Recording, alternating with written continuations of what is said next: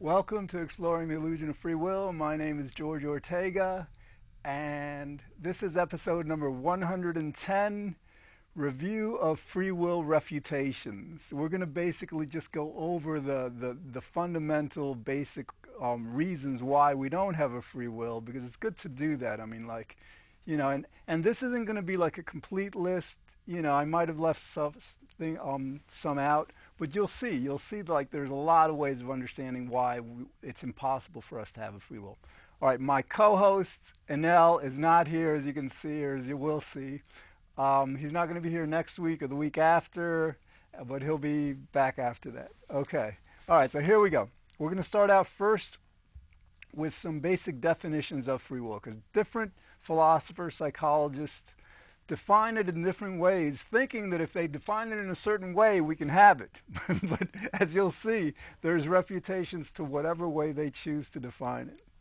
Okay, the first definition is the one that I generally use. It makes the most sense. It's like we would have a free will if we could choose whatever we wanted, our feelings, thoughts, whatever, independent of factors, things that are not in our control, like our unconscious, like our genes, like the way we were brought up, like what we didn't learn or learned, all these things that make us who we are and ultimately decide for us. If we didn't have those influences, we could choose completely on our own, that would be free will.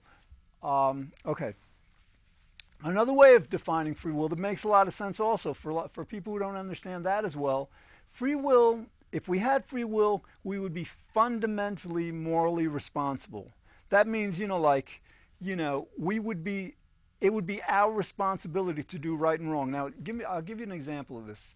Let's say like somebody like spiked my drink before I came here or something, right?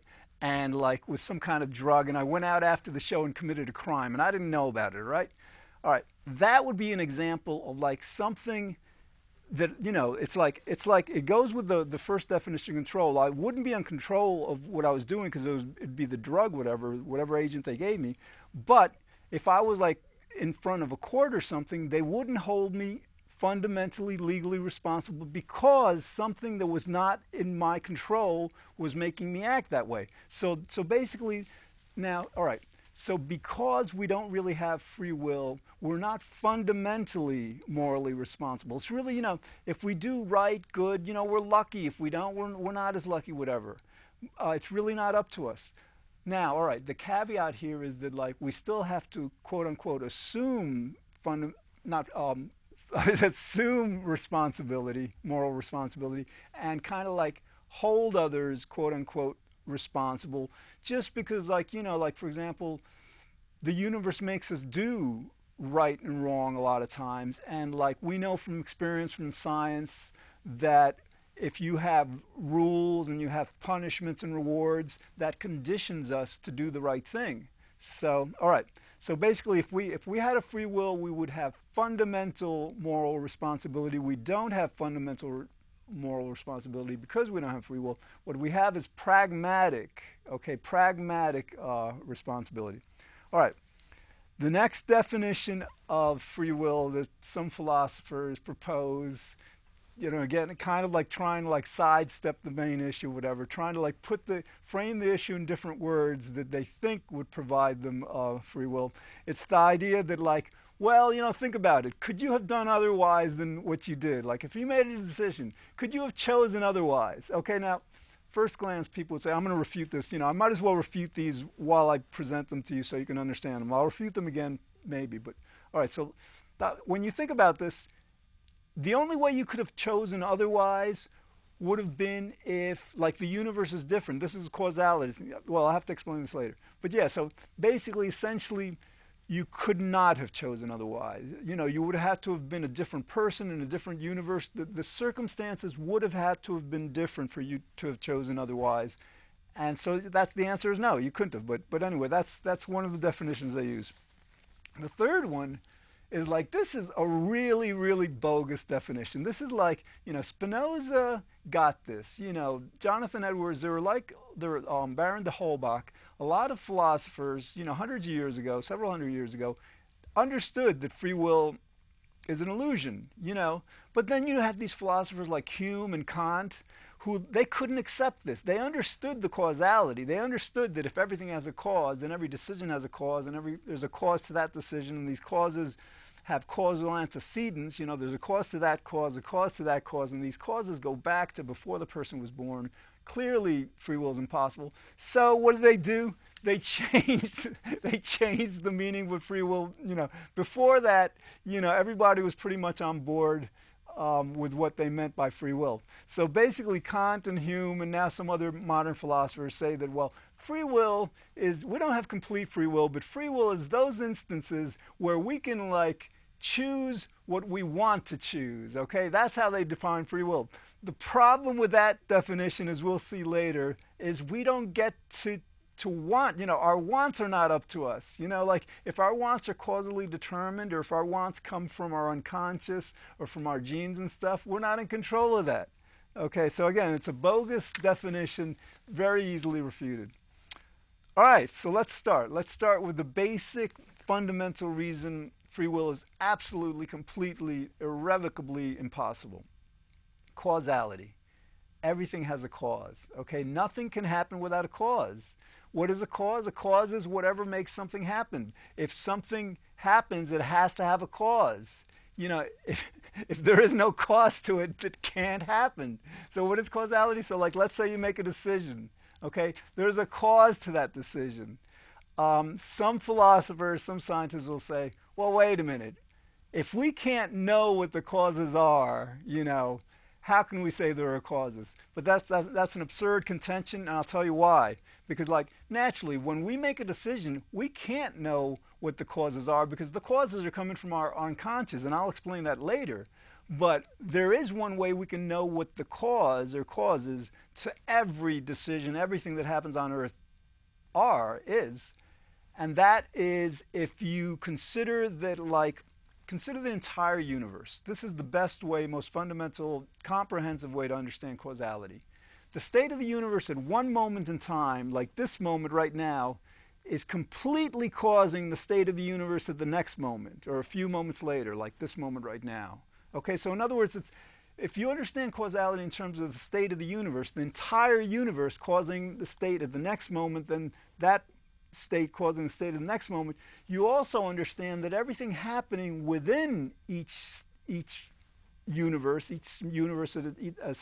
a distinct state, is also causally determined by the previous states of the universe. So like the answer to the question, well, what is the cause of your decision? The state of the universe at the moment prior to your decision. And what's the cause of that? The state of the universe at the moment prior to that. And this state by state evolution, regression in this case, of the universe goes back to the Big Bang. After the Big Bang, we don't know what happened, or before that, whatever. But all right, so that's causality, you know. And might as well get into this, like, a lot of people know causality in terms of the way that the actually free will, I don't think we're going to get to all these, but that's all right.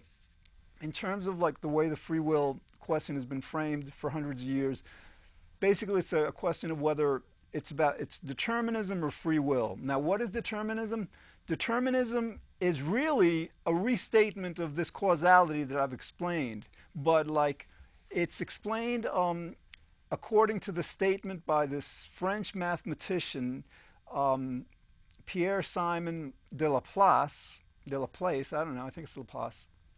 And he said, you know, if you had an intelligence vast enough, you know, that would know everything in the universe, for that intelligence, nothing in the future would be unknown or the past. And you know, that's obvious because we know that in science. If we know the conditions of something in the present, everything that's making like for example, we know where the sun is right now, okay? We can predict exactly where the sun's going to be a year from now based on our knowledge of the sun's position and its rate of movement and all that stuff. So basically, Laplace, you know, termed this determinism, okay?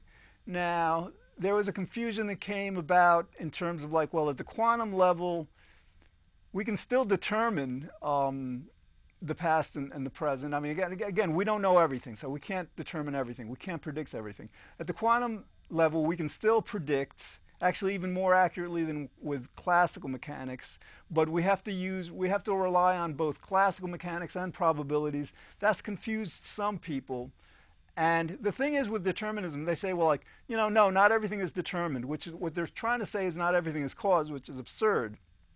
But the thing is, as I'm going to get into right now, actually, that if things aren't caused, then there's absolutely no way we could be causing them with our will, with our free will, with anything. And that, all right, so let's go to that. Indeterminism. Some people say, no, Heisenberg's uncertainty principle states that at the subatomic level, you can't simultaneously measure the position and momentum of a particle. Therefore, the particle's behavior is indeterministic. Hold on. All right, now, a lot of philosophers, a lot of physicists, as I just said, have been confused by this term indeterministic. What does it mean? It simply means, the way physicists use it, that you can't use standard classical mechanics to arrive at a complete prediction of quantum behavior, elementary particle behavior, particles that are tiny. Okay. But all right, so they say not everything is causal, not everything is determined. And sometimes they say that indeterminism means that it's probabilistic, but we'll get into that. Actually, my next show is about that, or actually my next point. All right. So the idea is like, all right, if by indeterminism they mean that that things don't happen for a cause, again, if something is happening without a cause, we cannot say that it was caused by a human being, let alone a human free will. Okay? Another synonym for indeterminism, for trying to refute determinism, causality, is to say that some things just happen randomly. Okay, now like there are different uses of the word random. Sometimes, like if I have a deck of cards and they pick one out at random, you're picking one out without consciously deciding which one. You're just like picking out one without a thought. But the way they mean it when they try to refute determinism or causality is that, again, it's like indeterminism, that something is happening without a cause. It's impossible. Nothing happens without a cause. Everything has to be caused. And again, if our decisions were made at random, without any cause, we couldn't attribute them to the free will. All right, let's get into this issue of probabilities, because sometimes they'll say, well, not everything is determined, not everything is deterministic. Some things are indeterminate, and basically they're saying that the behavior of these particles is probabilistic. No, the behavior of these particles is not probabilistic. I'm going to get into this in 2 shows from now, but a brief explanation right now. In classical mechanics, let's say you're measuring a grapefruit. You fire a photon at the grapefruit, right? The photon is so small, it's not going to disturb the momentum of the grapefruit. In other words, it could simultaneously measure the momentum and position of this grapefruit without disturbing it in any way, right? You can't do that at the subatomic level. If you have a photon here, an electron here, and you're trying to measure the position and momentum of this electron with the photon, as soon as you fire the photon into the electron, with let's say a short wavelength, high energy particle to measure its position, what happens is you go into it and it's going to knock it into a different momentum. Momentum is direction and velocity, okay? And that's why you can't use classical mechanics. Classical mechanics, we're saying that we can use to measure a grapefruit, completely. That's why you can't use classical mechanics at the quantum level, because the measuring particle is going to interfere with the momentum of the measured particle, and it's not going to give you a simultaneous momentum position of the particle. Okay? So, what do they do at the quantum level? What happens is, all right, they can't do that with one single particle, but they can do that with a group of particles. Who knows, 100, 1,000, whatever. So what happens is they fire a photon at a group of 1,000 particles, right? And they get a determination of position and momentum that is not going to be completely accurate, because it never could be, but they get an idea of it, okay? The interference on a group is going to be much less than with one. And what happens is they'll do this hundreds, thousands of times. to get a data set, okay? And once you've done this thousands of times, then based on probabilities, based on quantum mechanics, which is a measuring tool, not a description of reality, then from those probabilities, they can determine what the behavior is of any isolated single particle within that group.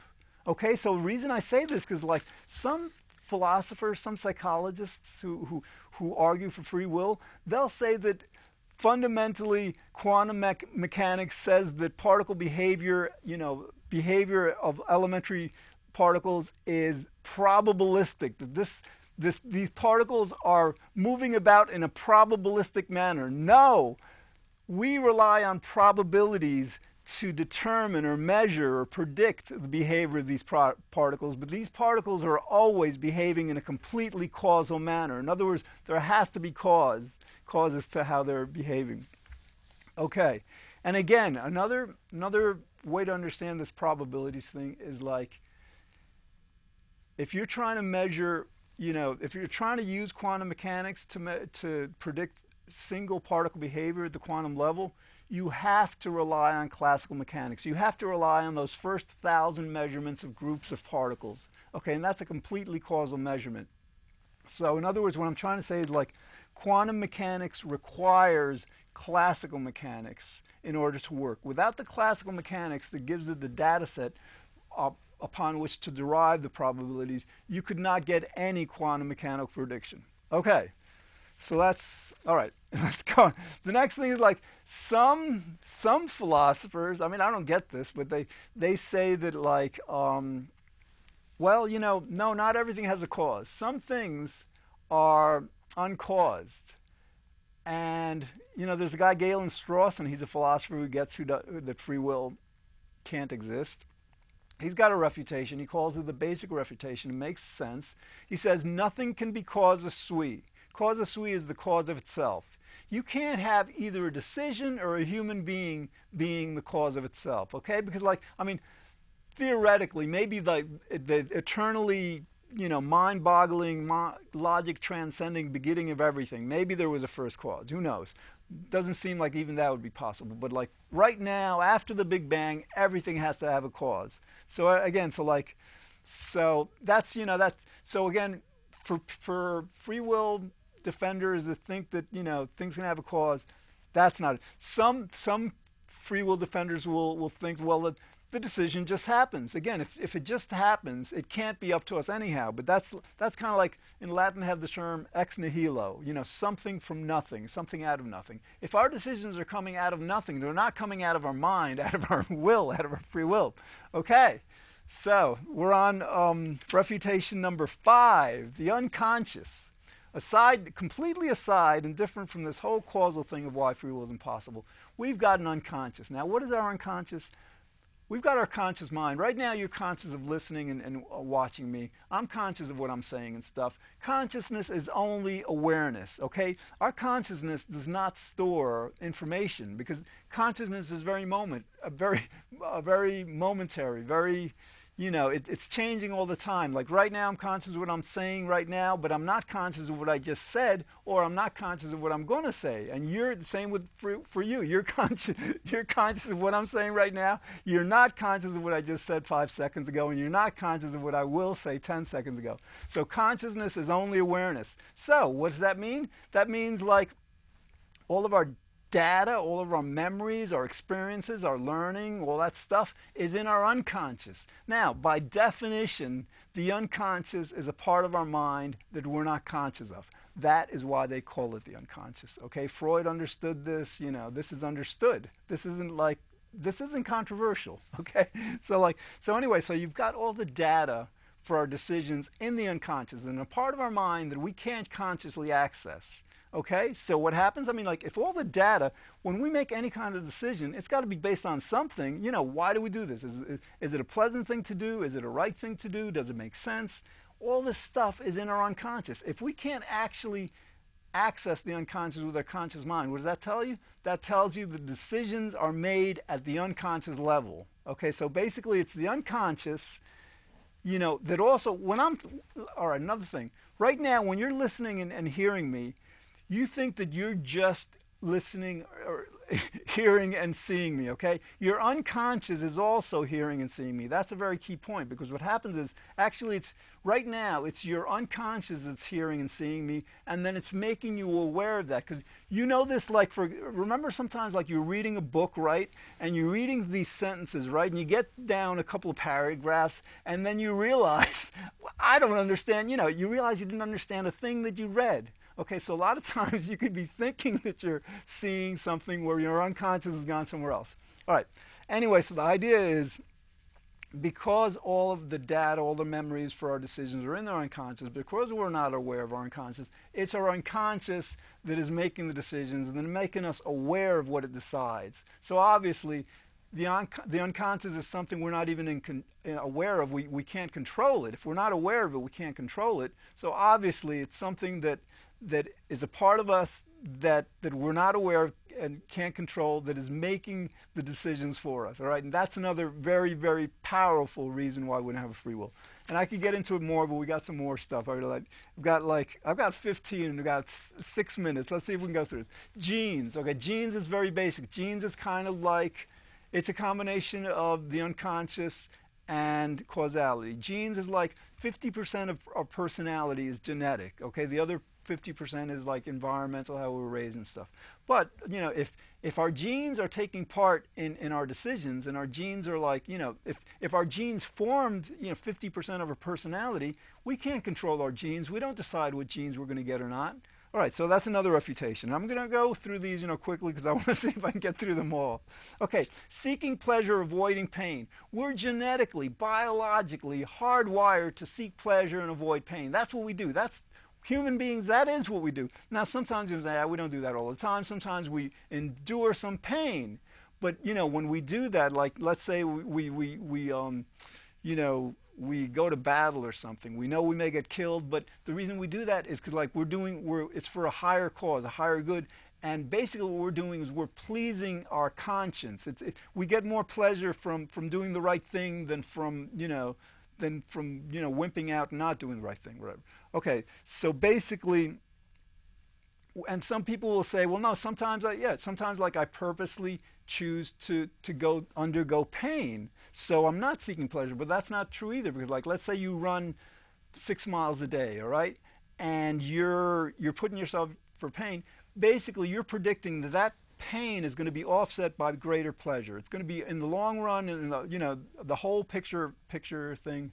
You're going to get more pleasure by that investment in pain.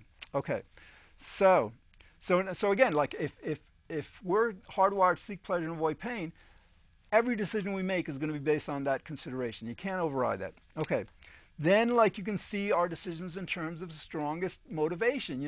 I'm thinking to myself, I want to eat an apple. Do I want to eat an apple or a pear? Okay, I ate an apple yesterday, but I kind of like apples more than pears. I don't really. I think I like pears better. But anyway, you've got these two competing motivations. Should I eat the apple or should I eat the pear? One of them is going to win out. And you can't be conscious of that. You just wait for it to come to you. And so, all right. So, all right, I ate the apple yesterday, but, I do like apples more than pears, so I'm going to eat the apple today also. Or, like, because I ate the apple yesterday, I'm going to eat. So again, it's the strongest of these two motivations that are conflicting with each other. Okay. Some people say, no, another one is that, like, think about this. Thoughts just pop into our minds. They just pop into our mind. Think of what you're thinking while you're hearing me and seeing me say this stuff. These thoughts are just popping into your mind, and just, you go through the day like that. Okay, now you could say to yourself, well, right now I'm going to think banana, continuously. I'm going to think the word banana, but even when you try to do that, think banana for like 30 seconds. I guarantee you other thoughts are going to just pop into your mind. And that's what happens. Thoughts just pop into our minds. Okay. Some people say we have a partial free will, that we can choose freely sometimes, but not other times. All right, think about it. Just the unconscious. What I said about the unconscious never sleeps. The unconscious is awake 24 hours a day, and it has all the data. So you can't freely choose sometimes or other times. Another refutation to that is that, like, let's say half the time you're choosing freely, other time, like, whatever. So like with that half that you think you're choosing freely, those decisions are going to have causes. And again, you're back up against this state by state evolution of the universe, cause by cause, regressing back to the Big Bang. Okay. God's omnipotence. Okay, for those of us who are religious, I'm religious, I tend to equate God with the universe. If God is all powerful, God's will goes. That, end of the story. God, because I'm running out of time. God's omniscience. If God knows everything, as we tend to believe that God knows everything, God has to know everything. God is everything. God controls everything. So if God knows everything, He's going to know a million years before you do anything what you were going to do a million years, hence whatever after that. And so if He knew a million years ago what you're doing right now or today or whatever, there's absolutely no way that you could do anything other than what He knew you were going to do. Okay, so that's another way of telling you. Okay, another thing, basically fundamental. We didn't create ourselves. If you created a robot, if you were this mad scientist, created a robot, and let's say you could give it free will. You can't, but he goes out, commits crimes. You're in front of a judge. What are you going to tell the judge? Well, you can't blame me. You've got to blame the robot because, like, I gave the robot free will. The judge is going to say, I'm sorry, you made the robot, you created him, you're responsible for the damage. Same thing with us. I mean, we credit God for the good we do. We blame God for whatever. God created us. We didn't create ourselves. So if He would have created us perfect, we would have been perfect. Okay, nature and nurture. Okay, that's another thing about the conditioning, that, our environment and our genetics condition us to do what we do. And finally, experience, because I'm running out of time, I've got 30 seconds. If we had free wills, we would be blissed out every moment of every day, and we'd be completely good all the time.